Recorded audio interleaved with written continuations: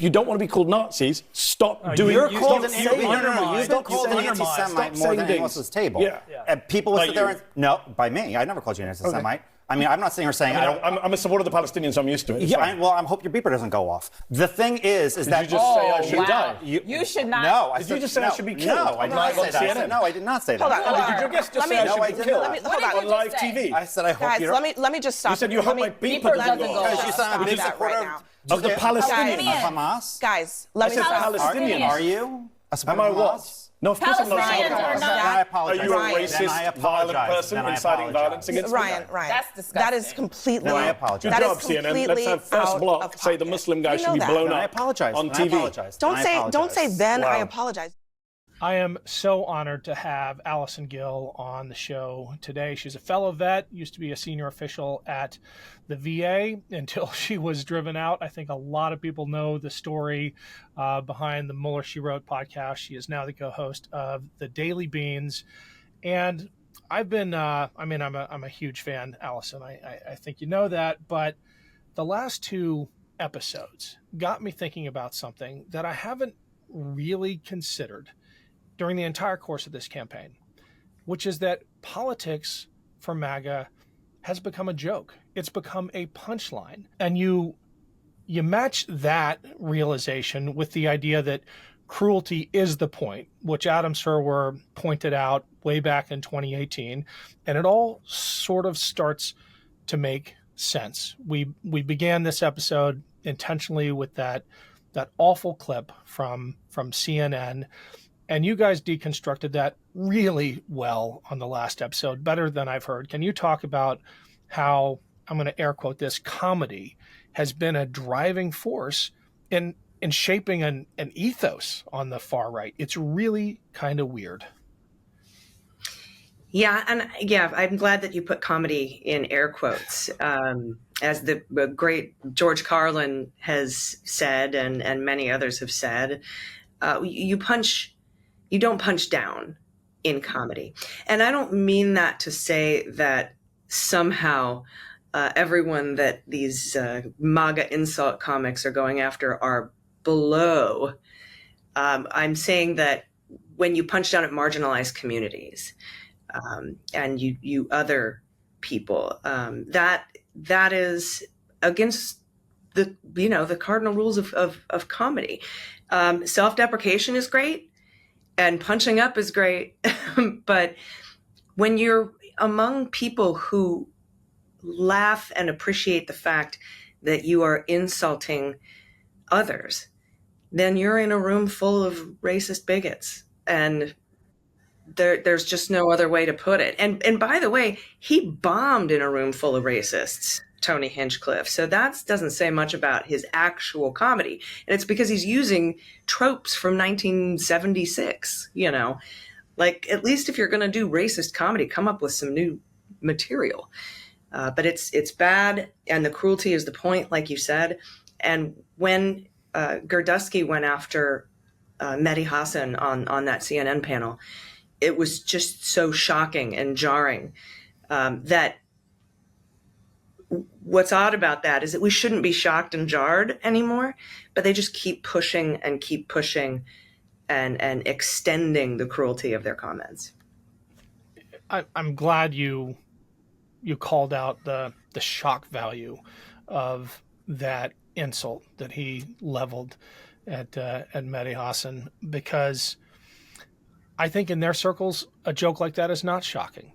We know that Hinchcliffe's jokes were loaded into the teleprompter, right? By Trump staffers. And I was there. I was at Madison Square Garden. It was even worse in person than it appeared on social media. It was a hate fest, right? It was a full-on fascist rally. The comparisons to 1939 are totally appropriate, but you get the sense that this is it's now a movement. I mean, it, started as just a campaign, but it is a movement that has become so insular that it actually believes its own humor.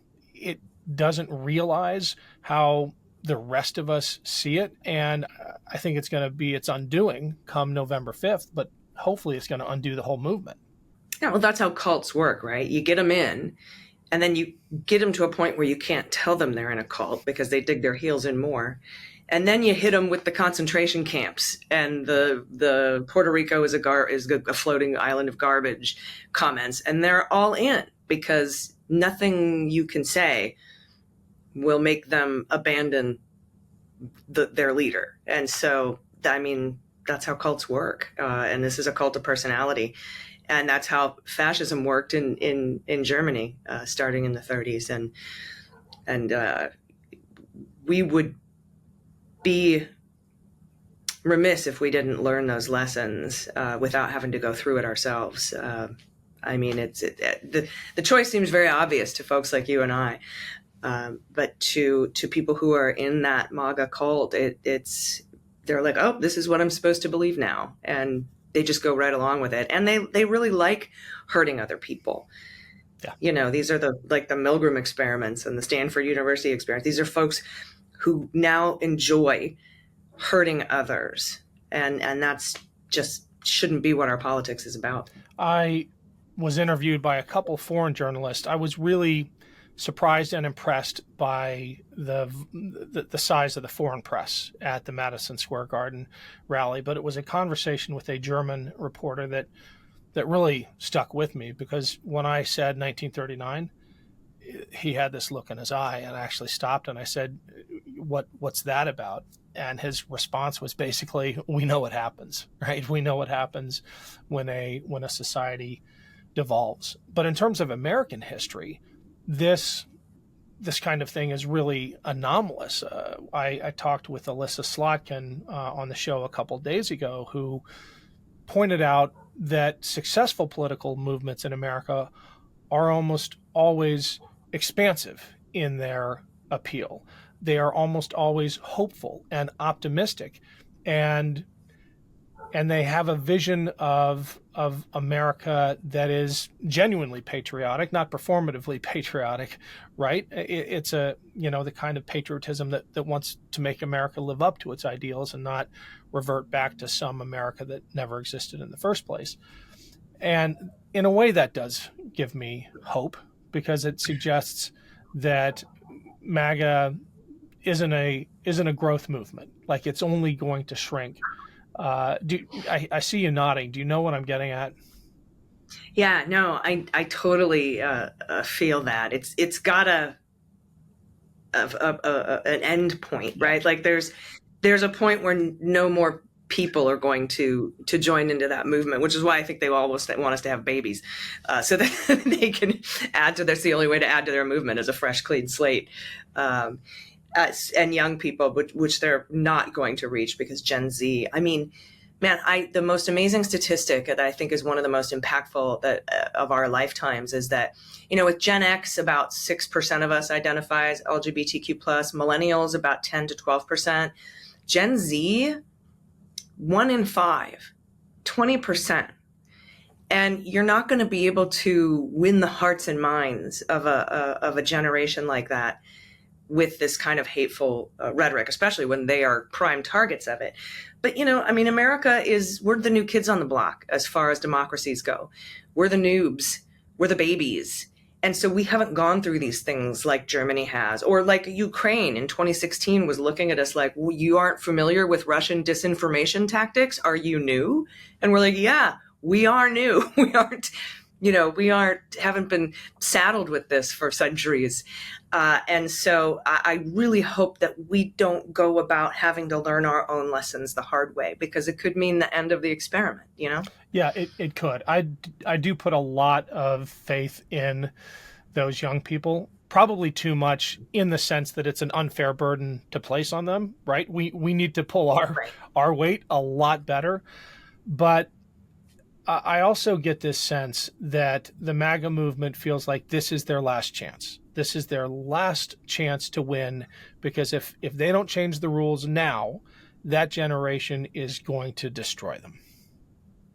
Yeah, they're in their death throes. And when something is in its death throes, it is at its most violent and ridiculous.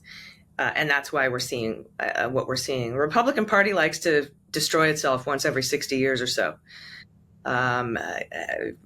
just habit, I guess. And it's because that window of progress keeps moving and leaving certain people behind who are extremists. And those, they'll fight tooth and nail to pull that window of progress back, but they lose every time, because that's how civilizations work. You become more free, more progressive, more modern. And when the people who on the extreme right are left behind, they don't go quietly. So that about every 60 years, it just explodes in their faces. And then they're left wondering, like, where do I go now? It's like, well, you're going to have to come along.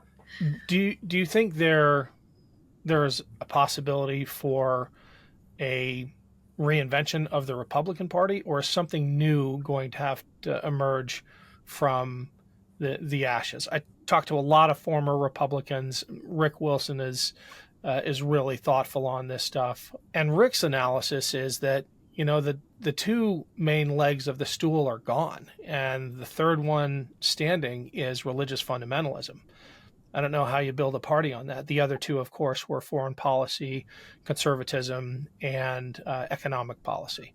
From a marketing perspective, the question has to be, can you refurbish the Republican Party after it's been hijacked by MAGA, or do you have to call it something new with all the Liz Cheneys and Dick Cheneys and Adam Kinzingers and, all the folks who are the Republicans that are voting for Kamala Harris and endorsing Kamala Harris?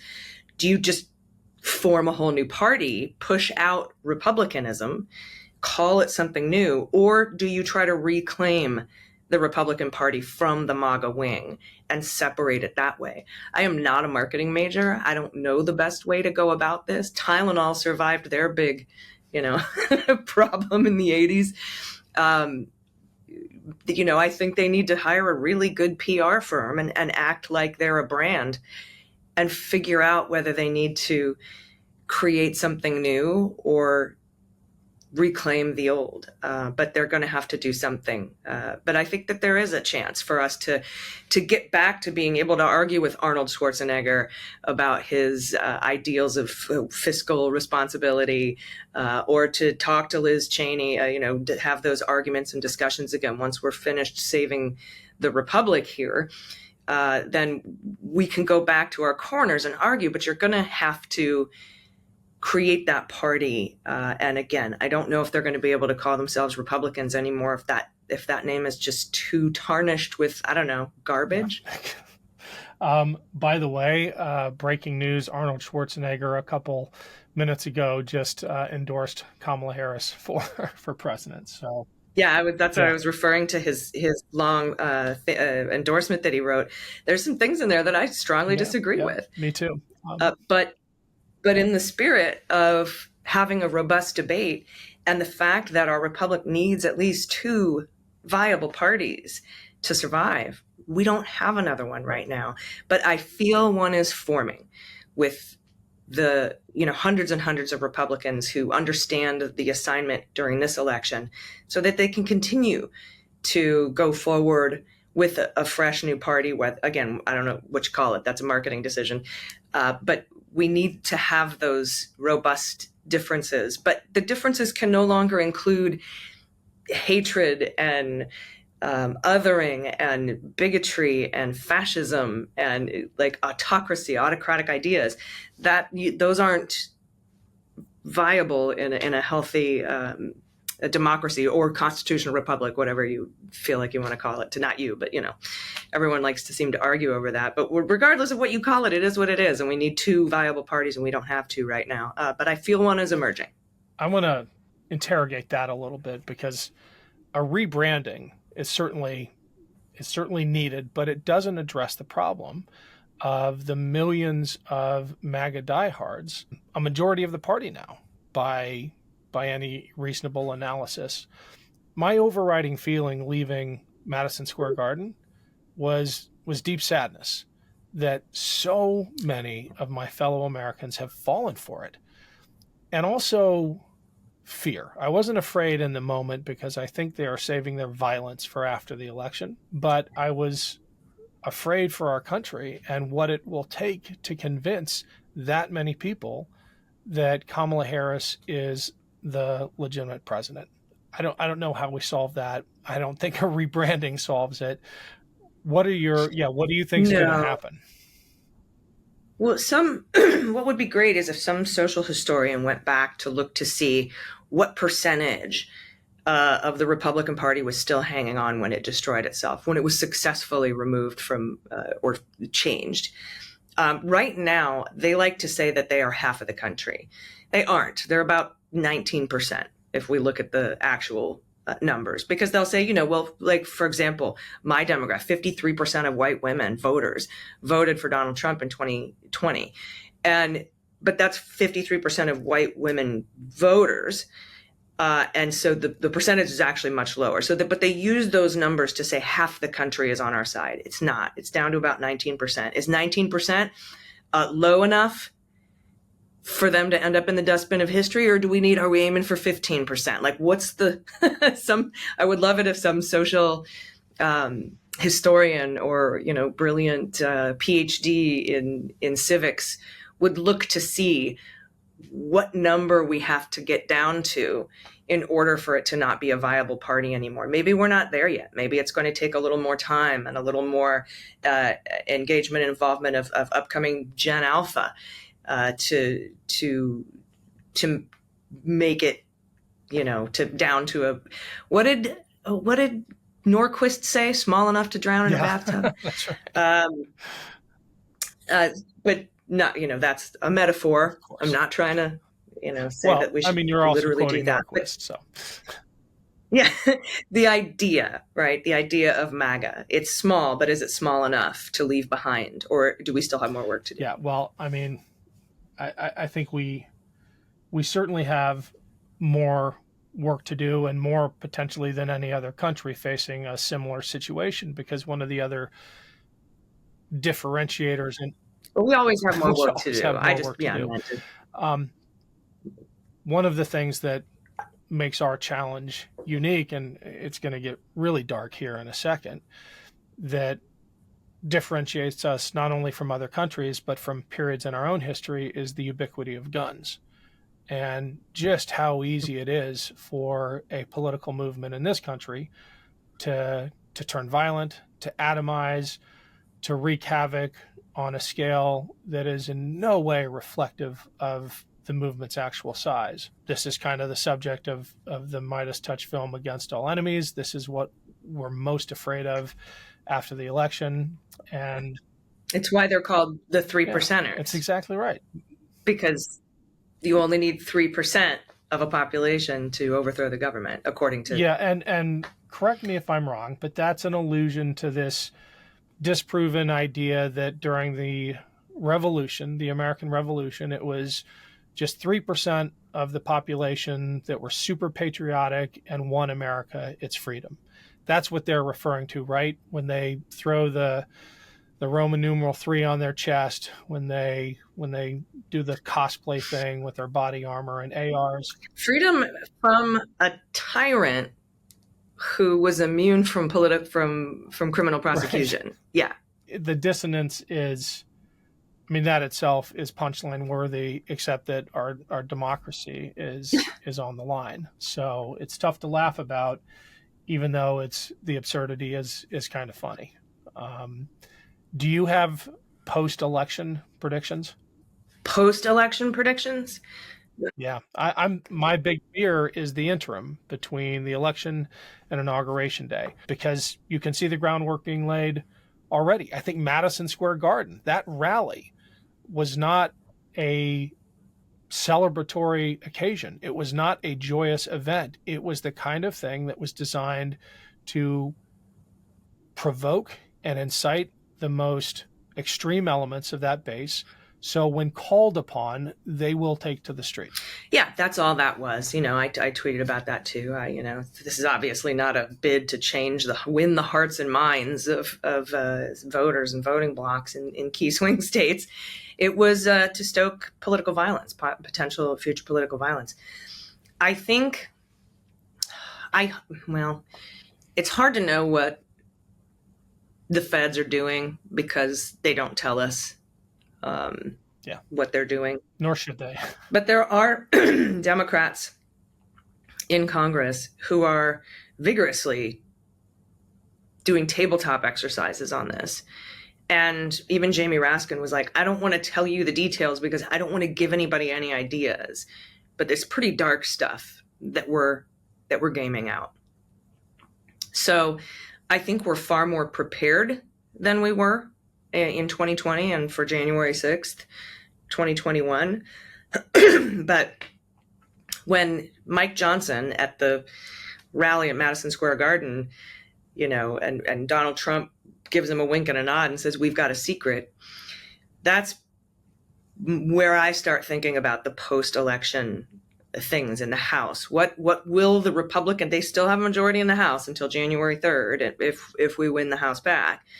Are they going to change the rules in the House, which they can with a simple majority, to say that you need a 67% vote to elect a new speaker, and that you have to have a third of the Congress to approve seating new Congress people, which again, all of this is against the Constitution and would hopefully lose in court.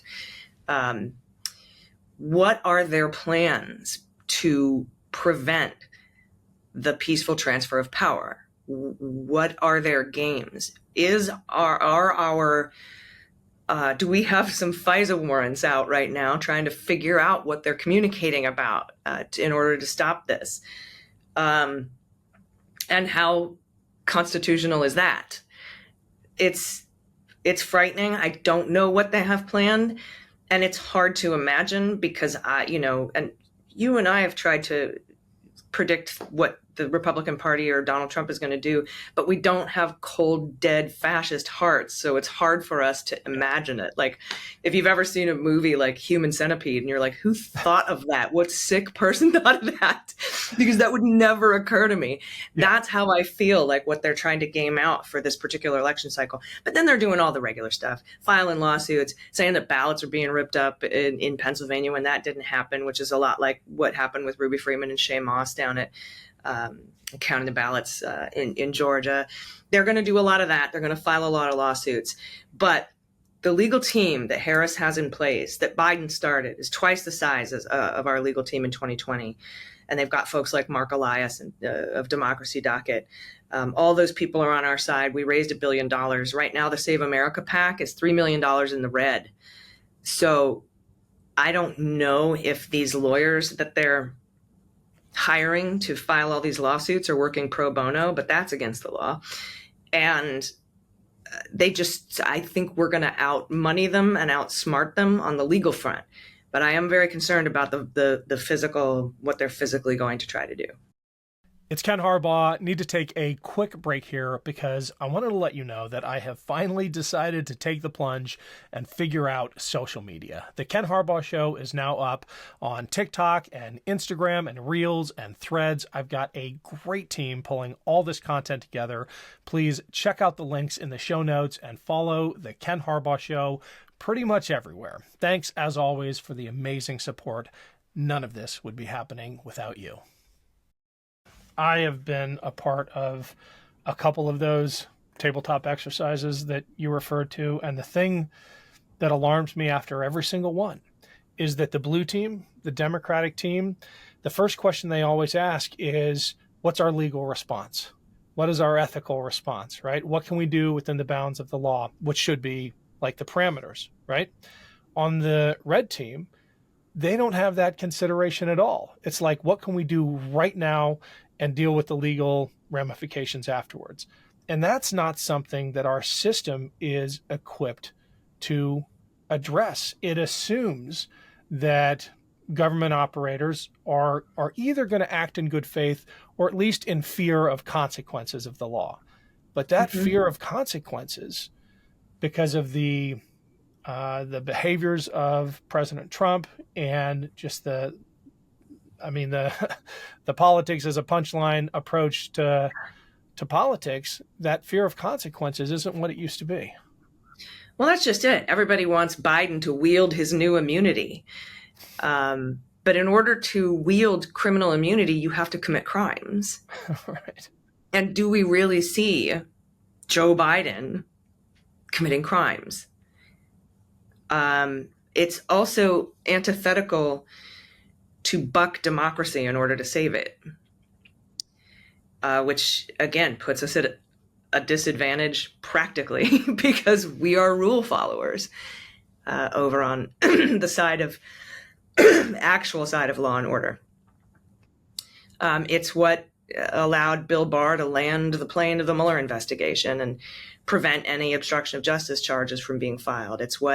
But fortunately, the one advantage that we do have over 2020 is that the Trump administration is not in power. Yeah. So they can't wield the levers of the executive branch to help them in their quest to steal the election.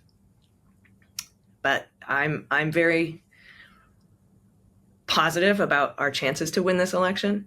But I am also very concerned about what happens in those couple of months. I think you're right that the most significant difference is that between the election and inauguration, Joe Biden will be the president. And that changes everything. That changes everything. Even and you if might not like Merrick Garland, but Bill Barr won't be the attorney general. That's right. Because the other thing that scared me most from these tabletop exercises was the role of the military. For obvious reasons, I always got thrown into one of those roles. Usually on the blue team, a state adjutant general or something like that. But we know that if Donald Trump wins, one of the first things he's going to do is remove the guardrails that held him in check the last time. We won't have a Milley. We won't even have a John Kelly, who isn't exactly like I think he's a patriot in his own way, but I disagree with him on just about every policy. But he did hold the president in check on some of his more authoritarian impulses. Even the John Kellys will be gone in a second term.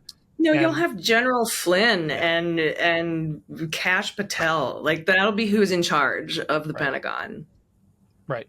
So that's incredibly alarming. But that becomes an issue if Trump wins the election. Between the election and the inauguration, you're not going to have a president trying to undermine democracy. And that should give us some reassurance. Take a deep breath, everyone. Also, the presiding officer of the Senate will be Kamala Harris. So we do have some safeguards that we didn't have in the run-up to January 6th. I'm just putting that out there because I've sensed a bit of hyperventilation online. Right. And I think we've got this. It's the atomized violence at the state level that we've got to watch. Yeah. And also to even take what you were talking about with Kamala Harris at the president of the Senate there, we also have to realize that nowhere in the Constitution does it require the new Congress to be seated or Congress members to be sworn in or there to even be a Speaker of the House in order to count the electoral votes. It's a ministerial thing. And then the 2022 Electoral Count Reform Act also kind of backs that up, what we had President Biden sign in 2022. And I think that's something we have to maybe not worry about as much as, like you said, these lone wolf, violent Brooks Brothers style riots, like they did in Michigan. Oh, in Michigan. I thought you meant in Florida. Bush. But in 2020, they did it in Michigan, right? That was Mike Roman and let's do the violence. And Roger Stone's let's get them. And trying to disrupt the counts at the state levels. I think that is where I'm sure a lot of our states will be prepared for those eventualities or scenarios like that. But there might be some states that are not prepared or are kind of not trying to be prepared to prevent that. We'll see how that turns out. And that's where I'm going to be keeping, much like you, that's where I'm going to be, my focus is going to be is concern for those local electoral counts. Yeah. Last area I want to cover, since we're both vets, is the role that we play or will hopefully play in helping America heal. But I have a sense that VP Harris is going to win, and we'll have to convince tens of millions of Americans that she's the president. There are very, very few trusted voices left in American society Nurses are at the top of the list. Veterans are right below them. How do we tap into that without tarnishing it? How do we use the voices of veterans to communicate to the people who we put our lives on the line for, that we gotta move on. We gotta leave the Trump years behind us, and we have to, we have every right to disagree with the incoming president, but that's the president. I think what we should do, or what we should urge the Harris administration to do, is to create a coalition of veterans and military families. Right now, we have a bunch of small coalitions. We have Vote Vets, we have Common Defense, we have we have so many different groups out there. Well, then we have our actual VFW, VSOs, and veterans, VSO, veteran service organizations. And then we've got, everything is really piecemeal right now. And I would like to see the Harris administration put together a commission to coalesce and consolidate all of these veterans groups who we're all on the same side. Stars and Stripes, Military Times, VOA, bring that back. Put us all in one coalescent togetherness group, and consolidate all of that, all of those voices that are right now just sort of out here trying to do their own stuff, because nobody's really organizing them at the top. Like, we need an ODNI for veterans organizations. That's what I would do personally. Okay. And do you think the moral weight of the veterans' voice could actually change the tenor of a national conversation if we aligned around this idea that that we're still one country? We may disagree with each other on important things, but we've only got one president. I think we have evidence of that. When we saw the immediate backlash to the incident at Arlington National Cemetery in Section 60, that came from all sides, both sides, all of the aisle. When the Suckers and Losers information came out in 2020 with Milley and Kelly, who could be consultants on this consolidated group of veterans, Mattis, good old moderate dog Mattis. Right. We could have to bring those voices together. I think that those are the kinds of things that give us evidence that the needle is moving with military and veterans. Maybe not a bunch, but at least a little. And I think that evidence shows us that we can actually be a very powerful, unified voice, that we have one president, and you might not like them, but those, them's the rules. Like, it's in your handbook. That's right. Well, thanks, Allison. Would love to have you back on. Fingers crossed for Tuesday. All right. Thanks so much.